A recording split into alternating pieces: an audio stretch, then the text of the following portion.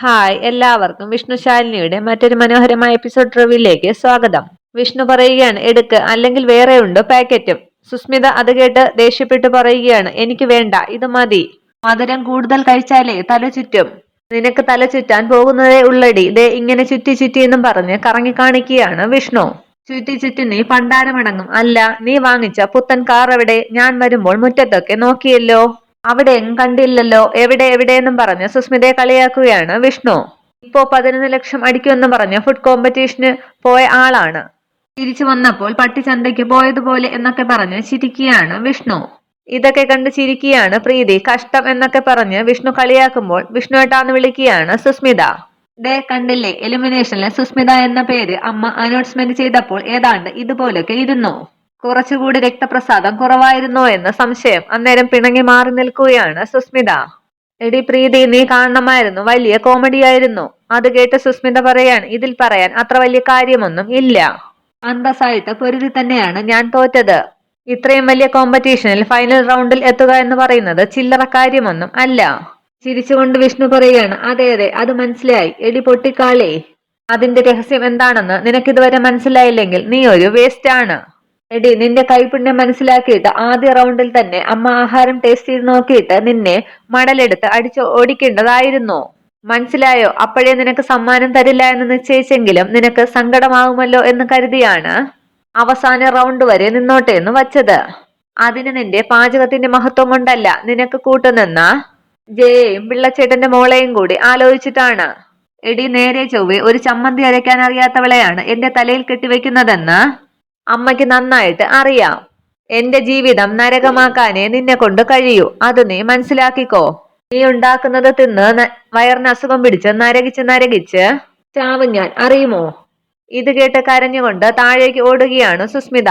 സുസ്മിത പോകുന്നത് കണ്ട് പ്രീതി പറയുകയാണ്, അത്രയ്ക്കൊന്നും വേണ്ടായിരുന്നു. വേണം, അവൾ കുറച്ച് ഓവറാണ്.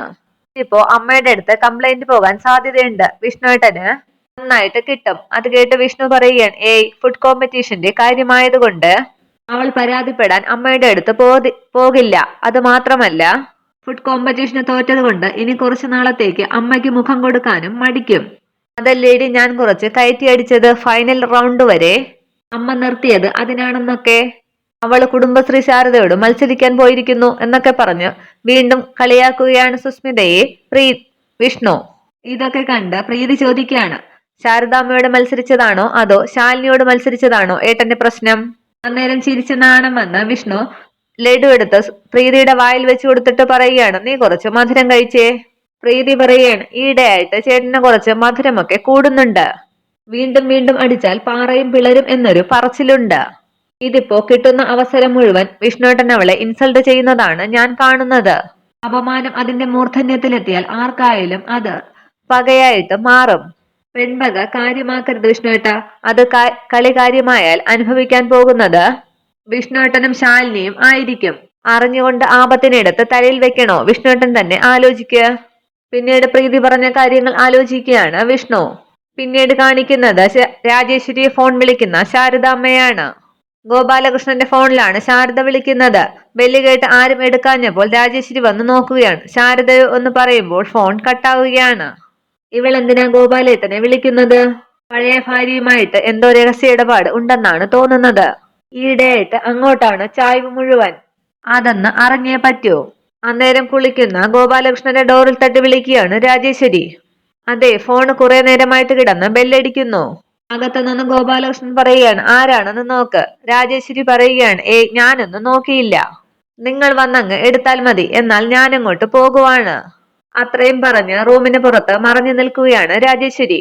അതേസമയം വീണ്ടും ശാരദാമ്മ ഫോൺ ചെയ്യുകയാണ്. പുറത്തിറങ്ങിയ ഗോപാലകൃഷ്ണൻ ഫോൺ എടുത്ത് നോക്കുമ്പോൾ ശാരദ. രാജേശ്വരി രാജേശ്വരി എന്ന് വിളിക്കുകയാണ് ഗോപാലകൃഷ്ണൻ ഫോണും കൊണ്ട്. മറിഞ്ഞു നിന്ന രാജേശ്വരി പുറത്തേക്ക് വരാതെ പറയുകയാണ്, ഓ, ഞാനിവിടെ അടുത്തെങ്ങാനും ഉണ്ടോന്ന് അറിയാനായിരിക്കും. മിണ്ടില്ല, ഞാൻ നോക്കിക്കോന്നും പറഞ്ഞ് അവിടെ തന്നെ ഒളിഞ്ഞിരിക്കുകയാണ് രാജേശ്വരി. അതേസമയം ആ ബെൽ വീണ്ടും കട്ടാവുകയാണ്. വീണ്ടും ശാരദ ഫോൺ വിളിക്കുമ്പോൾ രാജേശ്വരി പറയുകയാണ്, അവൾക്ക് കുറച്ചൊന്നുമല്ലല്ലോ സൂക്കേട്, വീണ്ടും വീണ്ടും വിളിച്ചുകൊണ്ടിരിക്കുക. അതേസമയം ഫോൺ എടുക്കുകയാണ് ഗോപാലകൃഷ്ണൻ. ഗോപാലകൃഷ്ണൻ ചോദിക്കുകയാണ്, എന്താ നിനക്ക്? കുറെ നേരമായല്ലോ വിളിക്കുന്നു. രാജേശ്വരി പറയുകയാണ്, അതെ, പഴയ ഭർത്താവിന്റെ സ്വരം കാതൽ കുളിമുറയായി കേൾക്കാൻ വേണ്ടിയല്ല വിളിക്കുന്നത്. ഒരു കാര്യം പറയാൻ വേണ്ടി വിളിച്ചതാണ്. പണ്ട് നിങ്ങൾ എന്നെ ഒരു 10 ലക്ഷം രൂപ കെട്ടിയേൽപ്പിച്ചിരുന്നു. അത് കള്ളൻ കൊണ്ടുപോയി. അതിനുശേഷം ഞാൻ സമാധാനമായിട്ടൊന്നും ഉറങ്ങിയിട്ടില്ല. ഉറങ്ങാൻ നിങ്ങളും നിങ്ങളുടെ ഭാര്യയും സമ്മതിച്ചിട്ടില്ല ഇതുവരെ. അവസാനം ഇപ്പോൾ ദാ ആ പണം തിരിച്ചു തരാൻ പോവുകയാണ് ഞാൻ. നാളെ തന്നെ എന്ന് പറയുമ്പോൾ ഗോപാലകൃഷ്ണൻ പറയാണ്, അല്ല അതിപ്പോ ഇങ്ങനെ പെട്ടെന്ന് വേണമെന്നില്ല. മാത്രവുമല്ല ഏതായാലും ഇത്രയും നാളായില്ലേ ആ ഭൂമിയുടെയും വീടിന്റെയും വിലയായിട്ട്. അത് അന്ന് ഞങ്ങൾ നിന്നെ ഏൽപ്പിച്ചത്. അവിടുന്ന് ഒഴിഞ്ഞു പോകാൻ തയ്യാറാണെങ്കിൽ അത് നിനക്ക് തന്നെ കയ്യിൽ വയ്ക്കാം. നാളെ ഒരു കാലത്ത് ശാരികയുടെ കല്യാണത്തിനോ പുതിയൊരു സ്ഥലത്ത് ബിസിനസ് തുടങ്ങാനോ ഒക്കെ അത് ഉപകരിക്കും. ശാരദാമ്മ പറയുകയാണ്, ആണോ? എങ്കിൽ ശാരികയുടെ കല്യാണം ഞാൻ നടത്തുന്നില്ല. ഇവിടുന്ന് കെട്ടിപ്പിറക്കി പോകാനും ഉദ്ദേശമില്ല. കൂടുതൽ വല്ലതും പറഞ്ഞാലേ അത് കടന്നു പോകും. നെറികെട്ട് പലതും നിങ്ങൾ കാണിച്ചിട്ടുണ്ടല്ലോ. ഈ കഴുത്തിൽ കെട്ടിയിരുന്ന താലിക്ക് ഞാനൊരു വില കൊടുത്തിട്ടുണ്ട്. അത് നിങ്ങളായിട്ട് ഇല്ലാതാക്കരുത്. അല്ല ശാരദയെ ഞാൻ ഉദ്ദേശിച്ചത് എന്ന് പറയുമ്പോൾ വീണ്ടും ശാരദാമ്മ ദേഷ്യപ്പെടുകയാണ്. നിങ്ങളൊന്നും ഉദ്ദേശിക്കേണ്ട. ഞാനേ ഫോൺ വേറൊരാൾക്ക് കൊടുക്കുകയാണ്. തൽക്കാലം അങ്ങോട്ട് സംസാരിച്ചാൽ മതി. അതിനുശേഷം ഫോൺ ശ്രീരഞ്ജിനിക്ക് കൊടുക്കുകയാണ് ശാരദാമ്മ. ഫോൺ വാങ്ങി ശ്രീരഞ്ജിനി പറയുകയാണ്, അസിസ്റ്റന്റ് പോലീസ് കമ്മീഷണറാണ് ശ്രീരഞ്ജിനി IPS. പെട്ടെന്ന് ഭാവം മാറി ഗോപാലകൃഷ്ണൻ പറയുകയാണ്, പറയൂ മാഡം. ഇത് കേട്ട് രാജേശ്വരി ഒന്ന് ശ്രദ്ധിക്കുകയാണ്. മാഡമോ? ഇനി ഒഴിവ് കഴിവുകളൊന്നും പറഞ്ഞിട്ട് കാര്യമില്ല ഗോപാലകൃഷ്ണ. കാര്യങ്ങൾ ഇവിടം വരെ എത്തിച്ചത് നിങ്ങളാണ്. നിങ്ങൾ തന്നെ ആ പണം തിരികെ വാങ്ങുകയും വേണം. അത് മാഡം, ഞങ്ങൾ തമ്മിലുള്ള ധാരണ അങ്ങനെയൊന്നും ആയിരുന്നില്ല. ധാരണ എന്താണ് എന്നുള്ളതൊക്കെ ഞാൻ നേരിട്ട് കണ്ടതാണ്. നട റോഡിൽ വെച്ച് നിങ്ങളുടെ ഭാര്യയും അവരുടെ അനിയനും കൂടി ഒരു പാവപ്പെട്ട സ്ത്രീയെ പിടിച്ചു നിർത്തി രക്തം വിയർപ്പിക്കുന്ന ദൃശ്യം. ഈ വരുന്ന 3-ാം തീയതിക്ക് മുമ്പ് ശാരദാമ്മ രാജേശ്വരിക്ക് 10 ലക്ഷം രൂപ കൊടുത്തിരിക്കുമെന്ന് അന്ന് വാക്ക് പറഞ്ഞത് ഞാനാണ്. രാജേശ്വരിക്കും സമ്മതമായിരുന്നു അത്. ഇനി ആ വാക്ക് മാറ്റാൻ പറ്റില്ല എന്നർത്ഥം. മാഡം അത് പിന്നെ എന്ന് പറയുമ്പോൾ ശ്രീരഞ്ജിനി പറയുകയാണ്, സോറി, ഇനി ഈ വിഷയത്തിൽ സംസാരമില്ല. നാളെ രാവിലെ 10 മണിക്ക് ശാരദാമ്മയുടെ വീട്ടിലുണ്ടാകണം നിങ്ങളും രാജേശ്വരിയും. നേരിട്ട് തന്നെ എത്തണം എന്നർത്ഥം. ഇല്ല മാഡം എന്നൊക്കെ ഗോപാലകൃഷ്ണൻ പറയാൻ തുടങ്ങുമ്പോൾ ഫോൺ കട്ട് ചെയ്യുകയാണ് ശ്രീരഞ്ജിനി. രാജേശ്വരി കരുതുകയാണ്, ആരെയാണോ ഇങ്ങേര് മാഡം എന്ന് വിളിച്ചത്? ആ, ശാരദ വിളിച്ച കാര്യം എന്നോട് പറയുമോന്ന് അറിയട്ടെ. ശ്രീരഞ്ജിനി പറയുകയാണ്, അയാൾ വരും രാജേശ്വരിയോടൊപ്പം. അല്ലെങ്കിൽ ഞാൻ തൂക്കിയെടുത്ത് ഇവിടെ കൊണ്ടെത്തിക്കും. ശാരദാമ്മ പറയുകയാണ്, വലിയ ഉപകാരം മോളെ. മോള് വന്നത് നന്നായി. അല്ലെങ്കിൽ എന്തെങ്കിലും പറഞ്ഞ് ഒഴിവാകുകയാണ് പുള്ളിക്കാരൻ. ഇനി ഒരു ഒഴിവും ഇല്ല. ഇതോടെ ഈ ചാപ്റ്റർ ക്ലോസ്. അപ്പോ ഞാൻ ഇറങ്ങട്ടെ. ഇന്ന് കുറച്ച് തിരക്ക് കൂടുതലുണ്ട്. ആദ്യം ഈ പ്രശ്നമങ്ങ് തീർക്കാമെന്ന് കരുതി. നമുക്ക് കാണാം. ആ പിന്നെ ശാരദാമ്മയെ കുക്കിംഗ് കോമ്പറ്റീഷനിൽ ജയിച്ചതിന്റെ ചിലവ് ചെയ്തില്ല കേട്ടോ. ഓർമ്മയുണ്ട്. അന്ന് വഴിയിൽ മോള് തുണച്ചത് കൊണ്ടാണ് സമയത്തവിടെ എത്താൻ കഴിഞ്ഞത്. ശാരിക പറയുകയാണ്, ഇവിടെ ഹോട്ടലിലും വന്ന് ബുദ്ധിമുട്ടിപ്പിക്കാൻ നോക്കിയതാണ്. ശ്രീരഞ്ജിനി പറയുകയാണ്, ആ മായൻകുട്ടിയെ ഞാൻ പൊക്കിയിട്ടുണ്ട്. ഇനി കുറെ നാളത്തേക്ക് അവൻ പുറം ലോകം കാണില്ല. ഇനി രാജേശ്വരിയുടെയും ഗോപാലകൃഷ്ണന്റെയും ശല്യം നാളെ കൊണ്ട് അവസാനിപ്പിക്കാം. ശരി മോളെ, ഒരുപാട് നന്ദിയുണ്ട്. കാണാം ശാരദാമ്മേ, വരട്ടെ എന്ന് പറഞ്ഞു പോവുകയാണ് ശ്രീരഞ്ജിനി. ശ്രീരഞ്ജിനി പോകുമ്പോൾ അവിടേക്ക് വേറൊരു കാർ വരികയാണ്. വന്ന സ്ത്രീ പറയുകയാണ്, നമസ്കാരം. ഞങ്ങളെ മനസ്സിലായില്ലായിരിക്കും. ഞാൻ വിജയലക്ഷ്മി. ഇതെന്റെ ചേട്ടനാണ്. കുടുംബത്തിലെ കാരണവരാണ്. നമസ്കാരം പറയുകയാണ് രണ്ടുപേരും. എനിക്കങ്ങോട്ട് എന്ന് പറയുമ്പോൾ അമ്മാവൻ പറയുകയാണ്, പൂർണ്ണമായും മനസ്സിലായില്ല എന്ന് മനസ്സിലായി. ഇവിടത്തെ കോളേജിലെ ലെക്ചറിലെ രാജീവ് രംഗനാഥ്, അവന്റെ അമ്മയാണ് ഇത്. ഞാൻ അമ്മാവൻ എന്ന് പറയുമ്പോൾ വളരെ സന്തോഷിച്ച് ശാരദാമ്മ പറയുകയാണ്, അയ്യോ മനസ്സിലായില്ല കേട്ടോ, ക്ഷമിക്കണം. എന്താ ഒരു അറിയിപ്പും ഇല്ലാതെ? വിജയലക്ഷ്മി പറയുകയാണ്, കാര്യങ്ങളൊക്കെ അവൻ പറഞ്ഞിരുന്നു. ഒരു ഒഫീഷ്യൽ പെണ്ണ് കാണാനും വന്നതല്ല ഞങ്ങൾ. അവൻ ജോലി ചെയ്യുന്ന കോളേജും ഈ നാടും ഒക്കെ ഒന്ന് കാണാൻ വേണ്ടി വന്നതാണ്. അവനെ കോളേജിൽ ചെറിയൊരു ആവശ്യം. പിന്നാലെ എത്താമെന്ന് പറഞ്ഞു. ഇപ്പോൾ വരും എന്ന് പറയുകയാണ് അമ്മാവൻ. അന്നേരം ശാരദാമ്മ പറയുകയാണ്, അയ്യോ വന്ന കാലിൽ നിൽക്കാതെ കയറിയിരിക്കണം, ഇങ്ങോട്ടിരിക്കാം. ഇരുന്ന ശേഷം അമ്മാവൻ പറയുകയാണ്, അപ്പോ ഇതാണ് കുടുംബശ്രീ ശാരദ. ഇവളും അനന്തരവനും ഒരുപാട് പറഞ്ഞപ്പോൾ ഞാൻ മനസ്സിൽ കണ്ട രൂപം തന്നെ. വിജയലക്ഷ്മി പറയുകയാണ്, അതെ, ഞാനും അത് പറയാൻ തുടങ്ങുകയായിരുന്നു. സ്വന്തം മകനെ പോലെ ഒരു നേരത്തെ ആഹാരം എപ്പോഴും കരുതി വെക്കുന്ന കുടുംബശ്രീ ശാരദാമ്മയെ പറ്റി പറയാൻ രാജീവിന് 100 നാക്കാണ്. അപ്പോഴേ തോന്നിയിരുന്നു എപ്പോഴെങ്കിലും ഒന്ന് കാണണമെന്ന്. പിന്നെയാണ് അവൻ ഇവിടത്തെ മൂത്ത കുട്ടിയോടുള്ള ഇഷ്ടം പറഞ്ഞത്. കേട്ടതൊക്കെ വെച്ച് കുഴപ്പമില്ല എന്ന് തോന്നി. അതാണ് ചുറ്റുപാടുകളൊക്കെ ഒന്ന് കണ്ടു ബോധ്യപ്പെടാനായിട്ട് ഇങ്ങോട്ട് വന്നത്. ശാരദാമ്മ പറയുകയാണ്, ഞാൻ പ്രതീക്ഷിച്ചത് രാജീവ് സാറും കൂടി വരുമെന്നാണ്. അതെ, രാജീവും കൂടി ഇറങ്ങിയതാണ് ഞങ്ങളുടെ കൂടെ. പക്ഷെ പെട്ടെന്ന് കോളേജിൽ നിന്ന് ഒരു അർജന്റ് കോള് വന്നു. വിദ്യാഭ്യാസ ഡെപ്യൂട്ടി ഡയറക്ടറുടെ ഇൻസ്പെക്ഷനോ മറ്റോ എന്ന്. വൈകുന്നേരത്തോടുകൂടി അവൻ ഇങ്ങോട്ട് എത്തും. അന്നേരം അവിടേക്ക് വന്ന ശ്യാമയെ കണ്ട് അമ്മാവൻ ചോദിക്കുകയാണ്, അല്ല ഇത്? ശാരദാമ്മ പറയുകയാണ്, ഇളയാളാണ്, പേര് ശ്യാമ. രാജീവ് സാർ അവൾക്ക് ക്ലാസ് എടുക്കുന്നുണ്ട്. വിജയലക്ഷ്മി ചോദിക്കുകയാണ്, അപ്പോ രണ്ടാമത്തെ ആളോ? അത് ശാലിനി. കളക്ടർ പരീക്ഷയ്ക്ക് തയ്യാറെടുത്തുകൊണ്ടിരിക്കുകയാണ്. ഇപ്പോൾ പുറത്തേക്ക് പോയി. ഞങ്ങളുടെ ഹോട്ടലിലെ ഫുഡ് പാഴ്സലാക്കി കൊണ്ടു കൊടുക്കുന്നത് അവളാണ്. നിങ്ങൾ വരുമെന്ന് മുൻകൂട്ടി പറഞ്ഞിരുന്നെങ്കിൽ വേറെ ആരെയെങ്കിലും അയക്കാമായിരുന്നു. വിജയലക്ഷ്മി പറയാണ്, അത് സാരമില്ല, ഇനി അങ്ങോട്ടും ഇങ്ങോട്ടുമൊക്കെ വരാനും പോകാനുമൊക്കെ ഉള്ളതല്ലേ. ശ്യാമയോട് ശാരദാമ്മ പറയുകയാണ്, മോളെ, ഇത് രാജീവ് സാറിന്റെ അമ്മയും അമ്മാവനുമാണ്. നീ ചെന്ന് ശാരികയോട് ചായ ഇട്ട് കൊണ്ടുവരാൻ പറയ്. ശാരദാമ്മ പറയുകയാണ്, ഞങ്ങളുടെ ചുറ്റുപാടുകളൊക്കെ രാജീവ് സാറിനോട് പറഞ്ഞിട്ടുള്ളതാണ്. അത് നിങ്ങളോട് പറഞ്ഞിട്ടുണ്ടോ ആവോ? അന്നേരം പരസ്പരം നോക്കി ചിരിക്കുകയാണ് അമ്മയും അമ്മാവനും. അകത്തു നിന്ന് ശാരികയോട് ശ്യാമ ചോദിക്കുകയാണ്, അതെ, ഇവിടെ വന്ന് നിൽക്കുകയാണോ? ഭാവി അമ്മായിയമ്മയും അമ്മാവനും വന്നിട്ടുണ്ട്.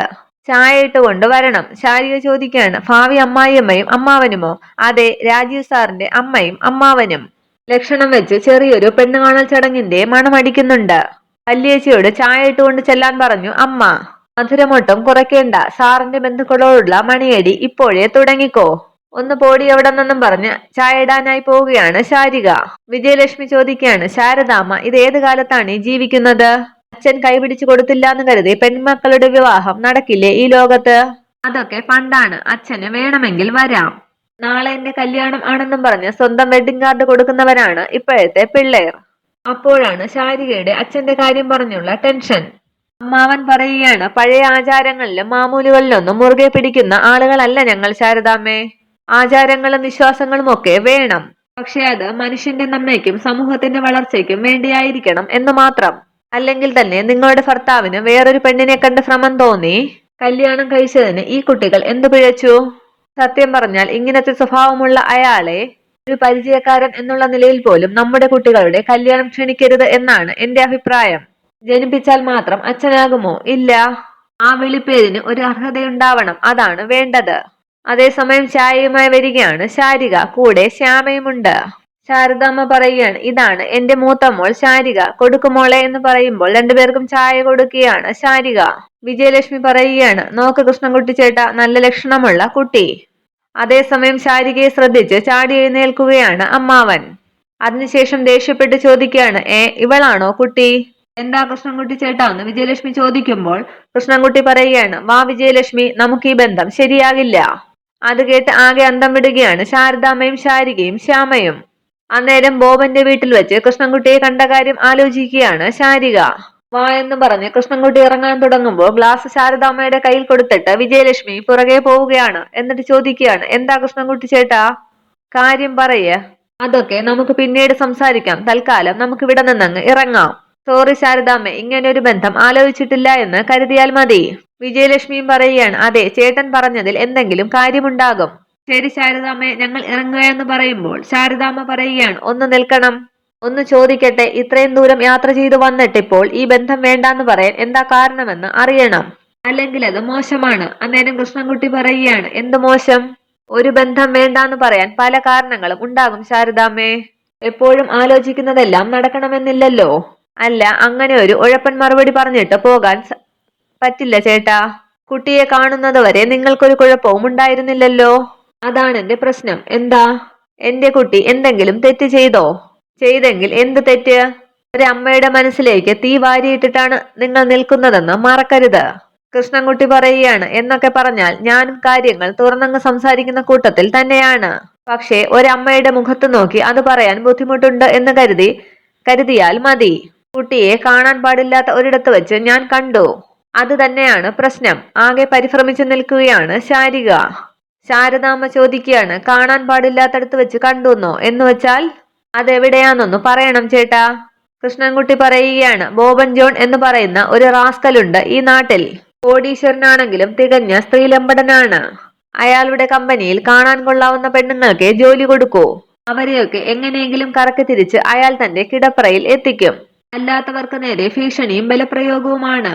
അതെ, എന്റെ ഒരു അനന്തരവൾ ചതിയിൽപ്പെട്ടപ്പോൾ അവളെ ഒന്ന് വെറുതെ വിടണമെന്ന് അപേക്ഷിക്കാനായി ഒരിക്കൽ ഞാൻ അവന്റെ വീട്ടിൽ പോയി. എന്നിട്ട് വിജയലക്ഷ്മിയെ നോക്കി പറയുകയാണ്, നിനക്കറിയാം, ഞാൻ നമ്മുടെ രേവതിയുടെ കാര്യമാണ് പറയുന്നത്. അന്നേ വളരെ വേണ്ടപ്പെട്ട ഒരാളായിട്ടാണ് ഈ കുട്ടിയെ ഞാനന്നവിടെ കണ്ടത്. അന്നേരം ആകെ അന്തം വിടുകയാണ് ശാരദാമ്മ. സംശയമുണ്ടെങ്കിൽ നേരിട്ട് ചോദിക്കാം, എനിക്ക് തെറ്റിയതാണെങ്കിൽ തിരുത്താൻ ഞാൻ റെഡിയാണ്. ദേഷ്യത്തോടുകൂടി ശാരദാമ്മ ശാരികയുടെ അടുത്തേക്ക് ചെല്ലുകയാണ്. തല കുനിച്ചു തന്നെ നിൽക്കുകയാണ് ശാരിക. ശാരദാമ്മ ചോദിക്കുകയാണ്, നേരാണോടി ഞാനീ കേട്ടത്? അമ്മയെന്ന് ശാരിക വിളിക്കുമ്പോൾ എടി കേട്ടത് നേരാണോ എന്ന് ചോദിച്ച് ശാരികയെ അടിക്കുകയാണ് ശാരദാമ്മ. തുടരെ തുടരെ ശാരികയെ അടിക്കുകയാണ് ശാരദാമ്മ. തല്ലല്ലേ തല്ലല്ലേ എന്നൊക്കെ ശാരിക പറയുന്നുണ്ട്. അന്നേരം അവിടേക്ക് വരികയാണ് രാജീവ്. ഇത്രയുമാണ് ഇന്നത്തെ എപ്പിസോഡ് വിശേഷങ്ങൾ. Okay, thank you.